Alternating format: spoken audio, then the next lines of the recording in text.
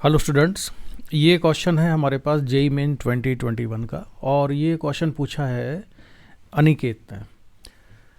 तो ये क्वेश्चन में एक कुछ डिफरेंट बात थी, इसलिए मैंने सोचा कि इसका एक वीडियो बना देता हूँ जो बाकी सभी लोगों के काम आएगा। इस क्वेश्चन में जो सिचुएशन है पहले हम उसको पढ़ लेते हैं कि इसमें हो क्या रहा है। इस क्वेश्चन में जो सिचुएशन है वो ये है, two plane mirrors M1 and M2 are at right angles to each other as shown. A point source P is placed at a distance A and 2A metre away from M1 and M2। तो ये जो है point source है light का और इसको M1 से A distance पर और M2 से 2A डिस्टेंस पर रखा हुआ है। दोनों मिरर कैसे हैं? परपेंडिकुलर हैं। ठीक है।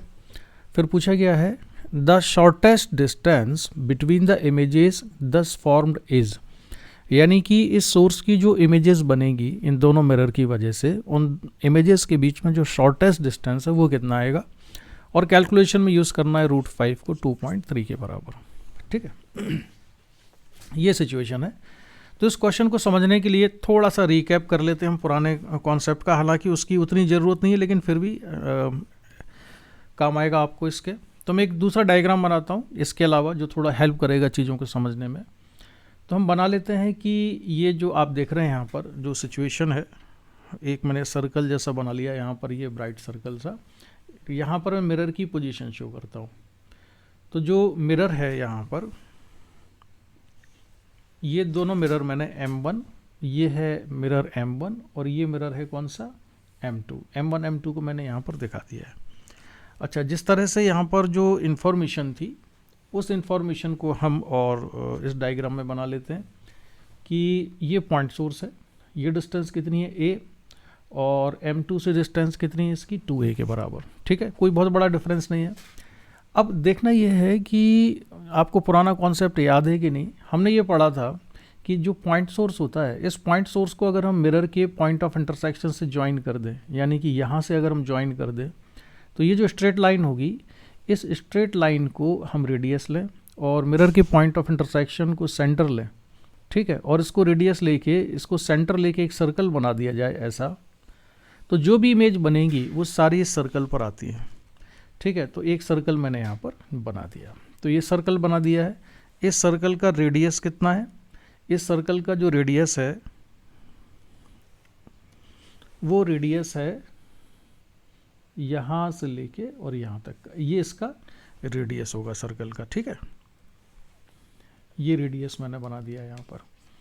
इसकी वैल्यू क्या होगी? ये रेडियस आएगा A√5 के बराबर।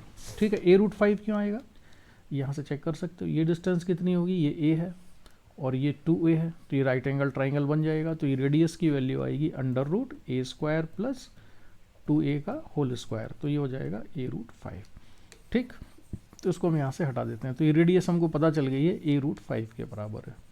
अब जितनी भी इमेजेस बनेंगी वो सारी इमेज इस सर्कल पर आएंगी।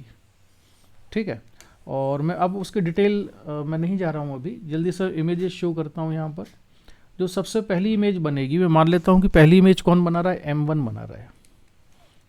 ये जो सोर्स है इसकी पहली इमेज मान लेते हैं कौन बनाता है? M1। ठीक है, तो M1 ने जो इमेज बनाई उसकी लोकेशन क्या होगी? उसकी लोकेशन आएगी यहाँ पर। ठीक है, ये है I1। ये इमेज किसने बनाई? M1 ने। लोकेशन हम कैसे डिसाइड करते हैं? ये जो स्ट्रेट लाइन ऑब्जेक्ट से और मिरर को मैंने ज्वाइन की, तो ये लाइन कितना एंगल बनाती है? थीटा। तो M1 से पीछे थीटा एंगल बनाने वाली जो लाइन होगी वहाँ पर इसकी इमेज बनती है। मैं डिटेल में नहीं जा रहा हूँ इसको, क्योंकि अदरवाइज हम अपने मेन कॉन्सेप्ट से फिर मेन क्वेश्चन से भटक जाएंगे। तो ये I1 होगा। अब ये जो I1 इमेज बनी है, ये I1 इमेज ऑब्जेक्ट होगी किसके लिए? M2 मिरर के लिए। तो जब ये M2 मिरर के लिए ऑब्जेक्ट होगी तो ये एंगल है 90 और ये है थीटा। तो जो दूसरी इमेज बनेगी वो इमेज बनेगी ये थीटा और ये 90 प्लस थीटा पर। तो दूसरी इमेज की पोजीशन बनाते हैं हम। तो दूसरी इमेज जो बनेगी वो बनेगी कहाँ पर? ये दूसरी इमेज की पोजीशन आएगी। ठीक है, और ये टोटल एंगल कितना होना चाहिए इसके साथ? ये 90 प्लस थीटा के बराबर आना चाहिए। ठीक है, ये किसने इमेज बनाई है? ये M2 ने इमेज बनाई है। ये M2 ने इमेज जो बनाई है I2, ये किसकी इमेज बनाई है? I1 की। I1 ने एज ऑब्जेक्ट काम किया, ठीक है। और ये कैसे डिसाइड हुआ? ये देखो, ये एंगल तो कितना हो जाएगा टोटल 90, और ये एंगल भी कितना है? थीटा। तो I1 कितना एंगल बनाता था इस मिरर के साथ में? 90 प्लस थीटा। तो ये एंगल भी कितना हो गया टोटल? 90 प्लस थीटा, ठीक है। तो ये पुराना याद आ गया होगा तुमको अब। तो ये I2 बने इमेज। इसके बाद I2 की इमेज M1 नहीं बनाएगा, क्योंकि M1 I2 के साथ जो एंगल बनाता है वो 180 डिग्री से ज़्यादा हो गया है, ठीक है। याद आ गया होगा तुमको अब ये। अब इसके बाद हम थोड़ा सा और डायग्राम में इम्प्रूवमेंट करते हैं। ये बना दिया मैंने, और ये एंगल डिनोट किए यहाँ, ठीक। अब आपको समझ में आ गया होगा कि I2 जो है कितना एंगल बना रहा है? 90 प्लस थीटा। किसके साथ में बना रहा है? M2 के साथ में। अब M2 मिरर भी इमेज बनाएगा।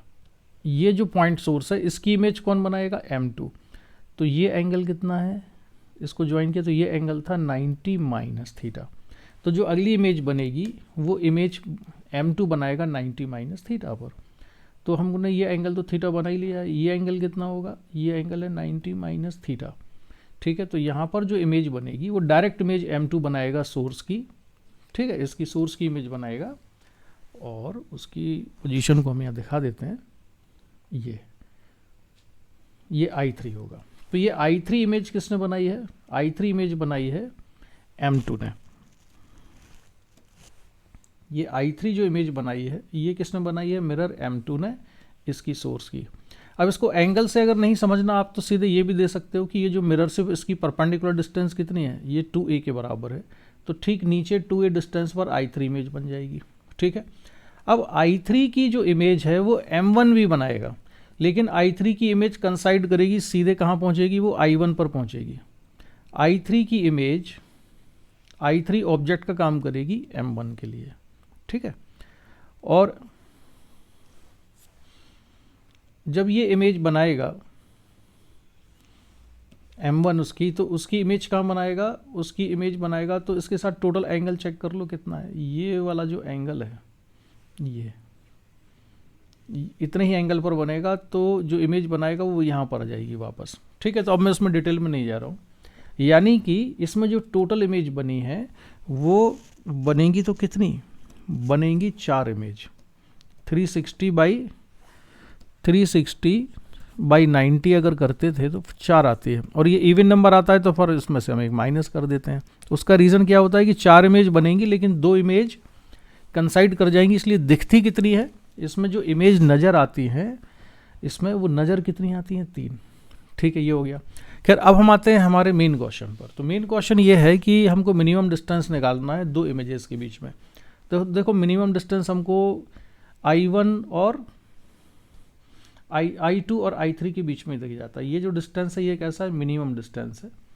और ये डिस्टेंस कितना होगा? बहुत ही सिंपल सी है। जैसे ये है डिस्टेंस हमको पता है, ये डिस्टेंस कितनी थी? ये डिस्टेंस है A, ठीक है। तो इतनी ही डिस्टेंस, और जो ये वाली डिस्टेंस है ये भी कितनी है? A के बराबर है। तो टोटल डिस्टेंस कितनी आएगी? ये I3 और I2 के बीच में डिस्टेंस आ जाएगी 2a के बराबर, ठीक है। इतना मैथमेटिक्स तो आप लगा ही सकते हो, जेई की तैयारी कर रहे हो तो ये डिस्टेंस कितनी है? 2a के बराबर है। लेकिन क्वेश्चन में जो आंसर था इसका जेई ने दिया था वो आंसर 2a नहीं था, इसमें कोई ऑप्शन करेक्ट नहीं है। जो आंसर उन्होंने दिया है वो आंसर दिया है I1 और I3 के बीच का, यानी कि मैक्सिमम डिस्टेंस। तो शायद वो पूछना ये चाहते थे कि what is the maximum distance between the images. तो आंसर दिया है I1 और I3 के बीच का इस क्वेश्चन में, जबकि इसका करेक्ट आंसर कितना होगा? 2a के बराबर होगा, ठीक है। तो इसका जो करेक्ट आंसर है, करेक्ट आंसर यानी minimum distance between 2 images is 2a and no option is correct. No option is correct, ये हमारा आंसर हुआ। फिर इस क्वेश्चन के बहाने से थोड़ा पुराना रिवीजन हो गया हमारा, जिसमें कि नंबर ऑफ इमेजेस कैसे फॉर्म होती हैं और वो किसी सर्कल के सर्कमफेरेंस पर फॉर्म होती हैं, ये तुमको पुराना याद आ गया होगा, ठीक है। तो इसका डिस्कशन मैं यहीं कंप्लीट करता हूँ। इसके बाद जैसे ही मुझे टाइम मिलेगा मैं तुम्हारे बाकी डाउट्स को भी रिस्पॉन्ड करूँगा, ठीक है। Bye bye.